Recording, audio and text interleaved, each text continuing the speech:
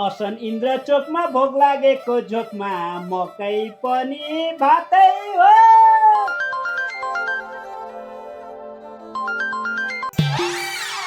Hello, के गर्दै हुनुहुन्छ? हरियो मकै पोलेर बसिरहेको छु।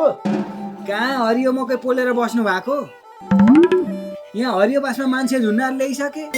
छिटो आउनुहोस् घाटमा मान्छे पोल्न। ल ल म आइहालेँ।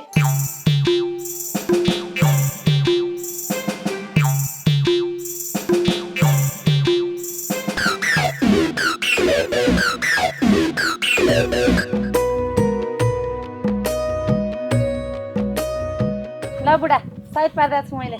शुभ कार्यमा जान लागेको पो सायद, मान्छे बोल्न हिँडेको मान्छेलाई के को सायद। ल ल छिटो आउनु है, म कुरेर बसिरहेको हुन्छु। ल ल राम्रोसँग घर बस।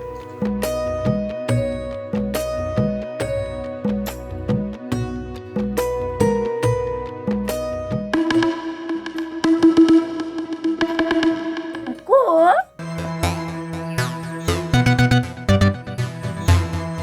हैन बोल्दैन त, मान्छे मर्यो कि क्या हो यो?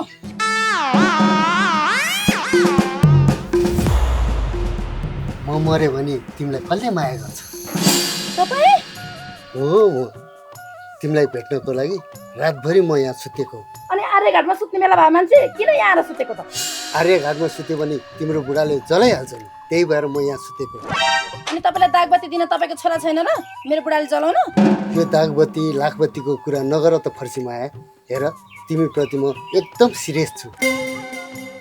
हुन त अर्का श्रीमतीलाई यसो भन्नु नहुन्थ्यो मैले, तर के गर्नु, तिम्रो अनुहारले पापी बनाउँछ मलाई। एकचोटि तिमीले आफ्नो जिन्दगीलाई फर्केर हेर त, त्यो लास जलाउनसँग बसेर के पाउँछौ तिमीले? त्यही अभाव, त्यही गरिबी, त्यही लाचारी होइन? म तिमीलाई संसारको सबै खुसी दिन सक्छु यदि तिमीले आफूलाई बदल्न सक्यौ भने।